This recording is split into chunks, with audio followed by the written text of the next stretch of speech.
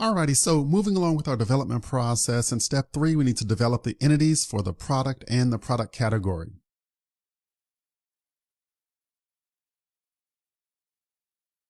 Alrighty, now the first thing we need to do is import the Spring Boot project.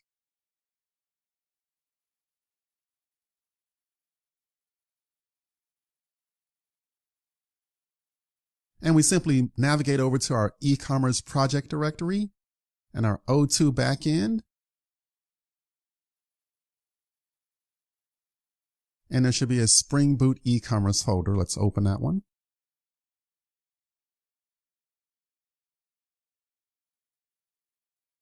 And so now we'll simply just go through the IntelliJ wizard for importing a project. So make sure you choose the Maven project.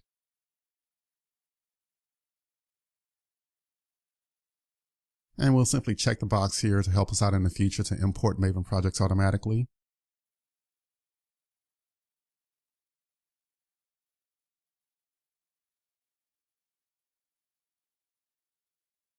You can keep the defaults here on this screen.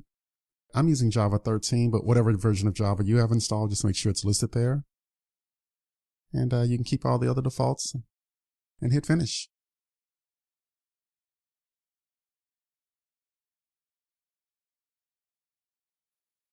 Alright, I'll just do a little quick scan here of this project. I'll just move into my source main Java directory.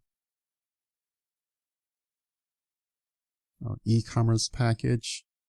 And I'll just open up this main application, the Spring Boot e-commerce application. So this is our Spring Boot app that we get for free.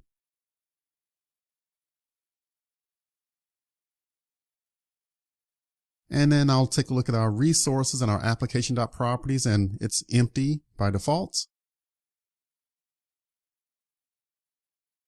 And what I'd like to do is copy over the application.properties file from my starter files.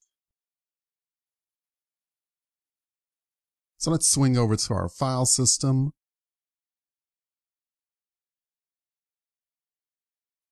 In our e-commerce project folder, in our O1 starter files, we have an application.properties. Let's copy that file and let's paste it here into the resources directory. And let's hit OK, and we overwrite the existing file.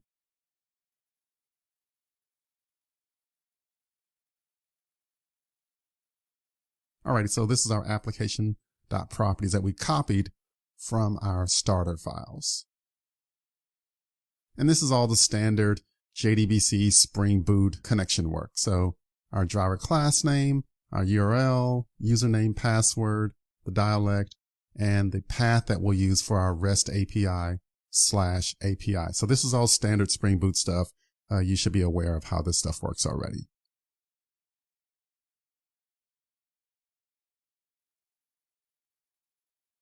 All right, so now it's step 3 of developing the entities.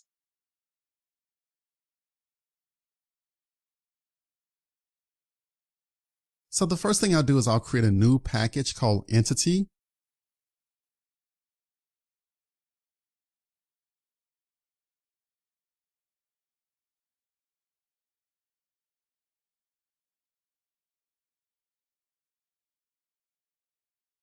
And then I'll create a new Java class called product.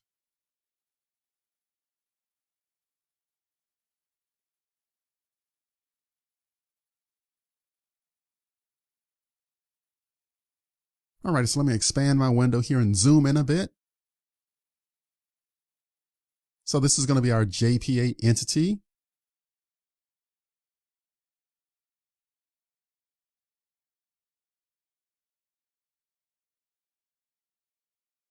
And then we'll set up our JPA annotation for table to map this to our given table product.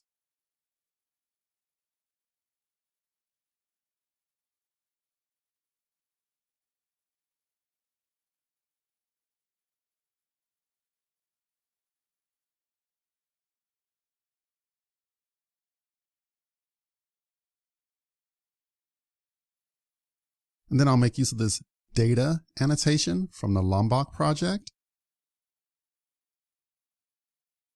And so remember, this will automatically generate the getter and setter methods for you behind the scenes. It reduces the boilerplate code. So you won't actually see the getter and setter methods in the code, but Lombok will provide the support for you behind the scenes automatically. And now I'll simply go through and define fields here to map to the given database tables. And so this is kind of straightforward, more the same. I'll be quiet here for a bit and I'll just crank out this code.